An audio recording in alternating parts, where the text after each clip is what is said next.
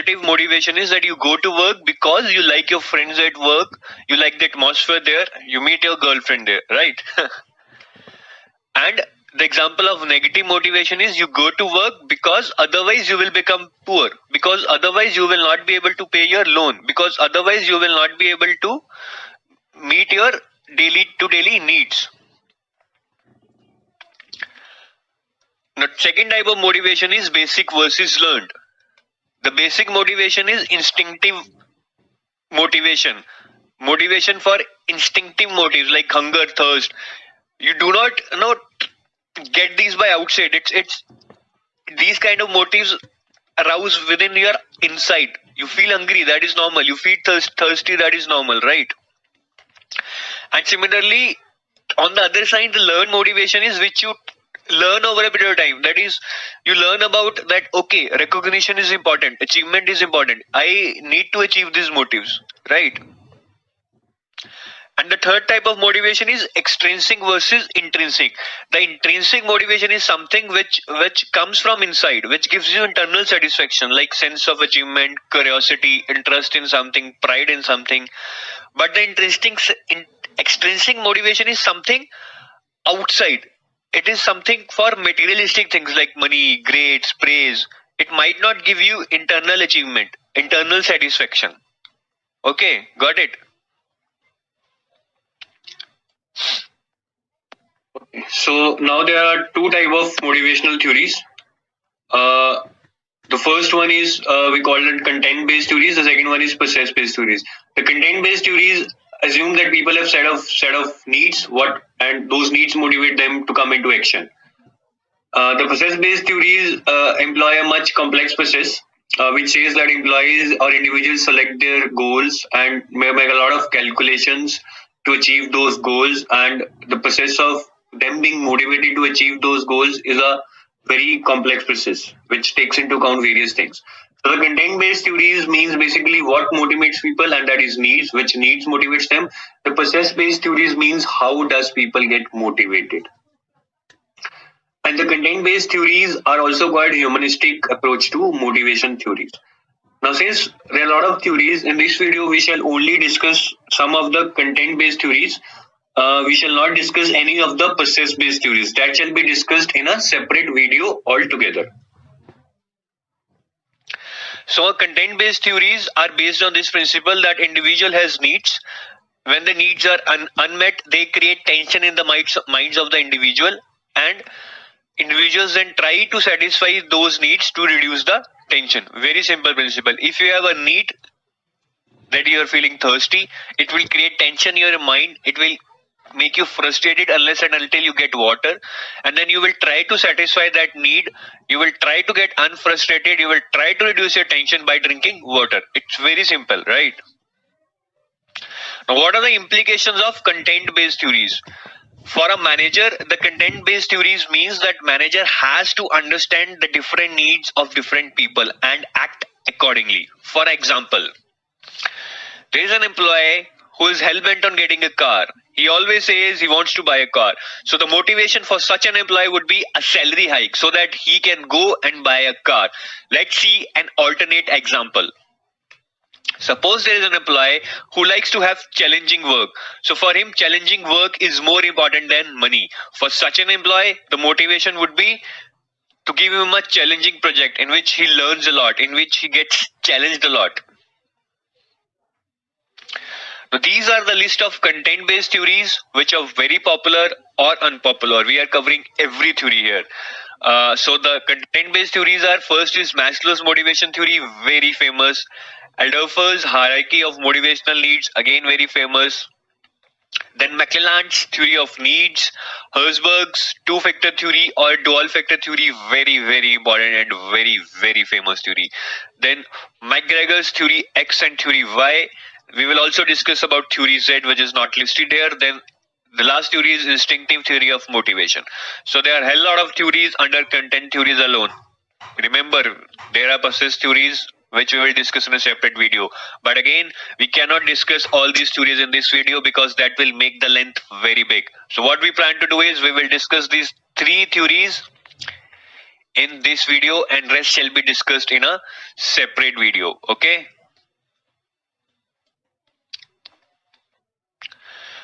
Now we come to Maslow's theories of motivation. This is the first theory which we will discuss. So Maslow's basically divides individual needs into 5 needs at 5 levels. The first one is physiological, which means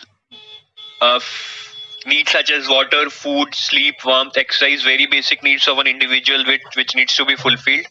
Then there are security needs such as financial security, economic security. Like, no, if you're always worried about lack of money, then you will never be financially secure. You will never be satisfied in your life.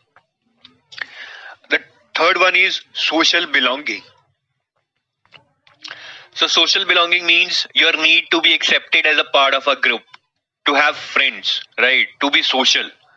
The fourth one is ego need or the esteem need, which means everyone has a need to be recognized by others, to be, have self-respect, to have status in the society. And the fifth one is self-actualization, which is above esteem needs. Self-actualization means to achieve something what one can achieve, to reach the pinnacle of your achievements, right? Like you want to be innovative, creative, you should be given enough opportunities to try everything, right? So let's discuss some examples. The example of physiological need can be very simple. A baby crying for a milk is like his or her physiological need has not been met. Safety, security, again a very simple example. Suppose you are doing a job, you are earning good, but at your home you do not feel secure because there is always a threat of terrorist in your area. So it means your safety needs are not met. The third one is social needs. Again, your physiological and safety needs are met. You are earning good but you do not have friends, you do not have anyone to go to in your social surroundings. You will always feel frustrated. So it means your social needs are not being met. You are being ignored in office. The fifth one is esteem or ego needs. Esteem or ego needs means everyone needs respect from others and from oneself also, like what we call self-respect. So as long as you get recognition from your manager, you get respect from your wife, you get kind of recognition from your friends that you are doing good, you are intelligent, you will not feel satisfied. And the last one is self-actualization. Like I gave you an example, you have been doing good, you have all your physiological, safety, social and esteem needs met, but still you feel something missing. You feel you can achieve more. You are more innovative, you are more creative, but opportunities are not being given to you to realize your potential. That means your self-actualization needs are not being met. Okay, so this is all about Maslow's theory of motivation. So now we will discuss some implications of the Maslow's theories of motivation. These are very important. Many of the questions are asked from implications. So the first one is that managers must make sure that deficiency needs are met. So what are deficiency needs? These three are deficiency needs, the below three one. We also call them lower order needs: physiological, safety and social belongingness. These are called lower order needs or deficiency needs. So managers must make sure that all the deficiency needs are met. Unless and until these deficiency needs are not met, you cannot expect employee to do some good work, to do high quality work, to achieve at his office, right? And the second one is also related to that proper environment should be given for employee to achieve full potential.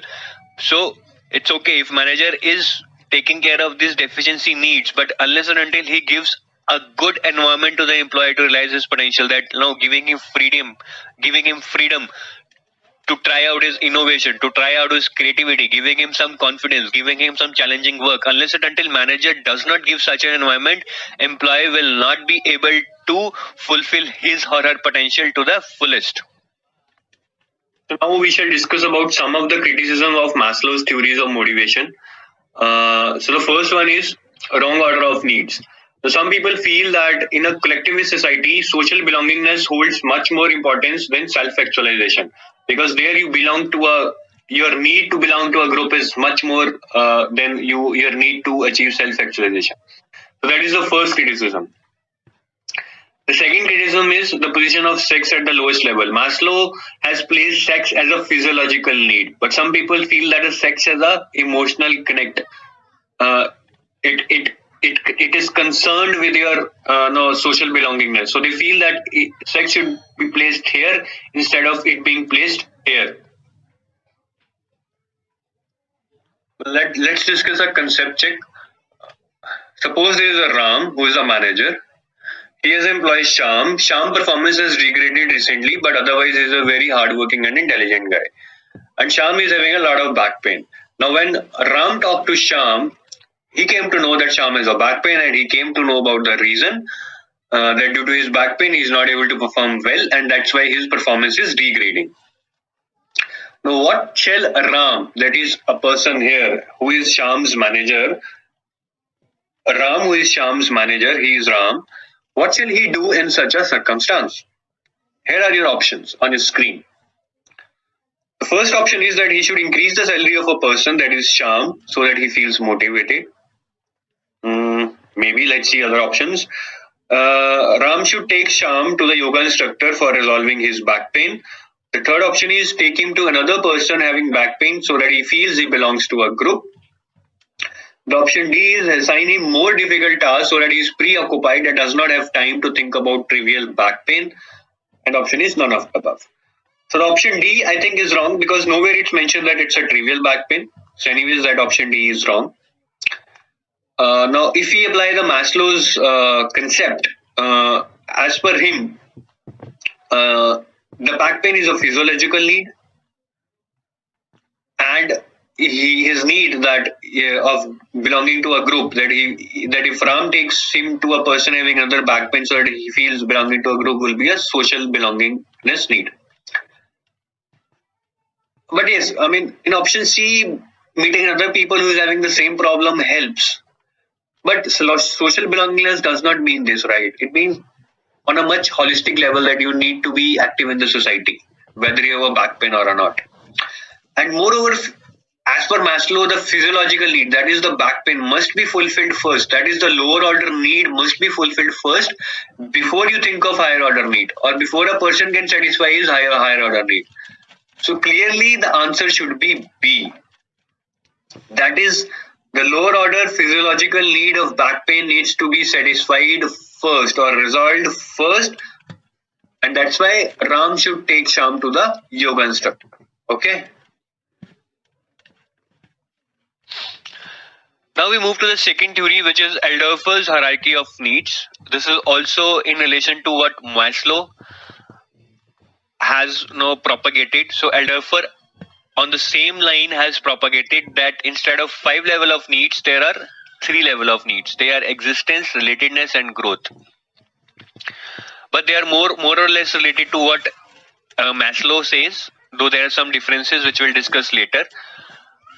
So the differences are, the similarities are that existence means these are basic needs you need for existence. These are physiological and safety. You need physiolocal needs such as hunger, thirst need to be satisfied, and you need to feel safe for your existence.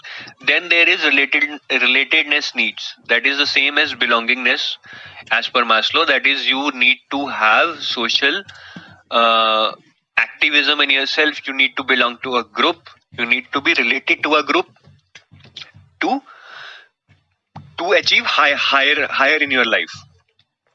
Then the third one is growth, which is similar to esteem and self-actualization propagated by Maslow. So growth means that you need respect from others, you need self-respect also, but at the same time, you need to have self-actualization.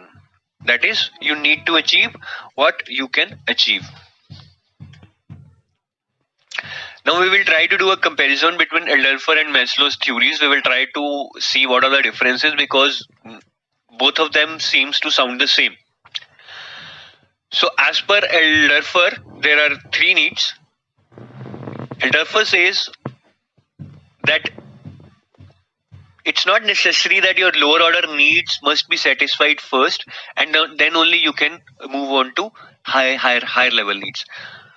Let me put it another way. Maslow says that the lower level needs need to be fulfilled first.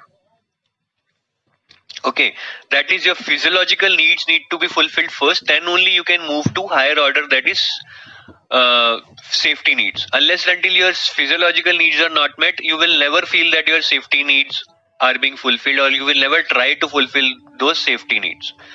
So as per Maslow, the need gets satisfied in an order. First the lower level, then the higher level. This concept is called satisfaction progression. That is, you satisfy one need and you move to another need. But Eldorfer has a different concept. He does not feel that no all the needs needs to be fulfilled in a particular order. Once the lower order needs are fulfilled, then employee will move only upward and then upward and then upward. He feels that obviously employees will try to achieve higher order needs such as growth needs, but in case he is not able to fulfill that need, he will come to a lower level, that is to a relatedness level as per his hierarchy. And this concept is called frustrated regression. That in case he is not able to achieve higher order need, he will get frustrated, he will come back to a lower need. In this case, from growth needs, he will come back to the relatedness needs, and from relatedness needs, he will come back to the existing needs. Let's take an example of a frustrated regression. Suppose a person wants to do a highly challenging work but is not getting the challenging work. So he'll get frustrated. What he'll do is he'll try to move back to his lower order need, relatedness need. He will try to fulfill his relatedness needs by becoming more social, by going out for lunch, by going out to play cricket, table tennis, spending more time with people. So this way he will try to achieve more on his lower order needs, and hence this way he will go or achieve the principle of frustrated regression. Moreover, there is one more difference. Maslow feels that only one need is active at a time, whatever it is, out of those 5 needs.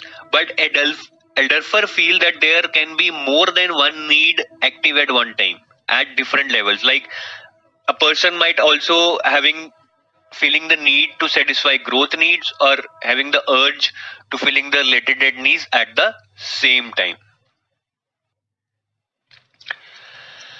Now, what are the implications of Eldorfer theory? The first implication is that managers must try to recognize multiple needs, as Eldorfer feels that instead of only one need being active at time, there can be multiple needs active at one time. So an employee can have a need for a challenging work, and employee can have need to be socially active at the same time, and managers should try to fulfill both the needs. Now, what are the implications of Eldorfer theory 2? As per him, financial incentives can help you in basic existence, in providing you or satisfying your physiological and safety needs, but then they shall never be able to motivate you to achieve higher order needs like growth, like achievement, self-recognition, self-actualization. Okay, so financial incentives can work only up to a certain level. So here is an employee called Ram. He is a very intelligent employee, and he wants to work hard. He wants to achieve things in life. He wants challenging work, but somehow he got some repeat work which is able to complete just in half the time designated to him. And as a result, he starts going out. He is involved more in the social gatherings. He goes out for lunch. He goes out to play cricket, table tennis during the office time. And now you have to analyze that what could be the reason for Ram to involved in such a behavior, though he is a very intelligent, hardworking, and a guy who wants to achieve bigger things in life. Here are your options. The first option is that his need for relatedness was not fulfilled, and hence he started spending time with friends to fulfill his lower level need first. Well, yes, socializing with friends will fulfill his lower level need of relatedness, but is it mentioned that his lower level relatedness need is not met? It's not nowhere mentioned in the passage, right, or in the question. Second option is that his need for growth was fulfilled, and he therefore did not want it to be a high performer anymore. Maybe let's see this option C. He was not getting enough opportunities to do challenging work, and therefore he moved to lower level need of relatedness. Well, this can be the option because in the question it's given that he is getting some repeat work which he can only do in half the time, and hence he is not getting enough opportunities to do some challenging work. This is the interpretation of what is given in the question. And as per principle of frustrated regression, obviously he will try to move to the lower level need if his need for higher level need is not being met. So option C seems to be a possible solution. Option D is the person was trying to explore the world, which is a basic need, before he moves to other needs. So it says that person needs to explore the world, which is a basic need, and therefore he needs to be socially active before he moves to needs of higher order needs. That seems to be just confusing option, and the option E is either A or C. Now you can be confused between A, C, and E, but option A is no wrong, because nowhere in the question it's given that his need for lateness was not fulfilled. Then if option A is wrong, then option E, which says either A or C, is also wrong, because A as per is wrong. Then the only option left or shall be true is option C, because that fulfills what is given in the question, that also fulfills the principle of frustrated regression.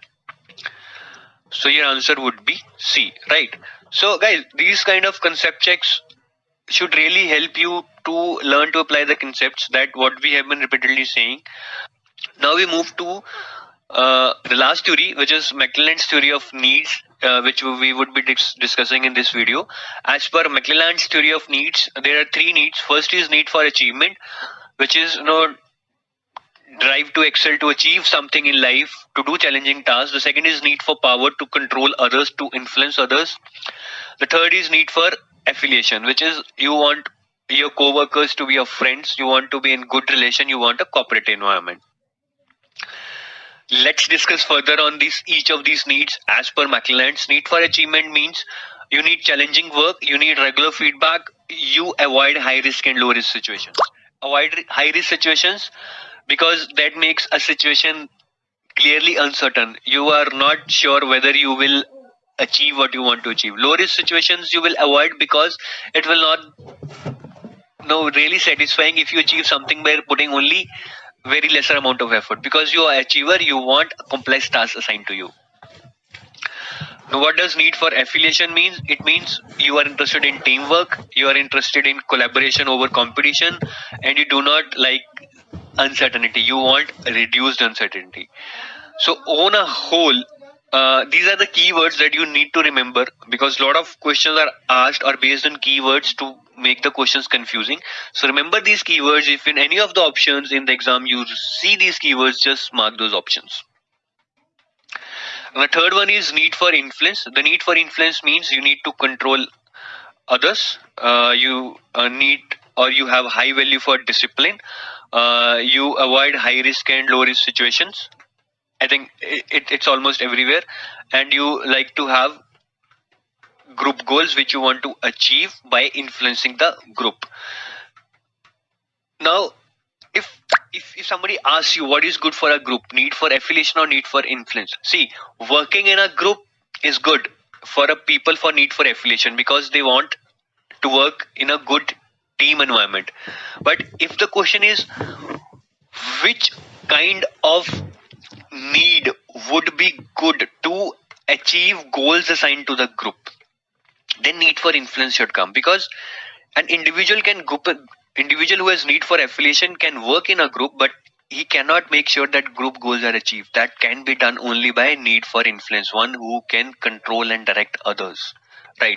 And need for influence can be of two types: personal power and social group power. Personal power is where you try to individually satisfy yourself by controlling or directing others, but person who has need for influencing a social group is much better, because he tries to influence a group and achieve the organization goals rather than his personal satisfaction. Okay. Now, what are the implications of McClelland's theories? Let's understand the first implication. The people who have need for achievement needs challenging projects and timely feedback. The person who have need for influence need roles where they are able to manage or control others. The persons who have need for affiliation needs cooperative environment to work in. What are the implications of McClelland's theory 2? Person who have need for affiliation really like to be good with the people. So people who like them or they like them, if there's something, even if that is not in the interest of the company, managers might agree to that. So there they lose the objectivity of the decision making capability. So that can be really bad for the company. persons who have need for influence, yes, they will provide discipline, they will try to control, they will try to achieve group goals, they will have proper work ethics, but they may lack the flexibility required for executing skilled projects. Like, for example, we are executing a very skilled project. People are highly skilled and motivated. And there, if you try to control them, that you have to come at this particular time, you have to go at this particular time, you have to go for lunch at this particular time, then that will not work. So they need to be little flexible at that time, which they cannot. So people who have need for influence might not be good in executing skilled projects.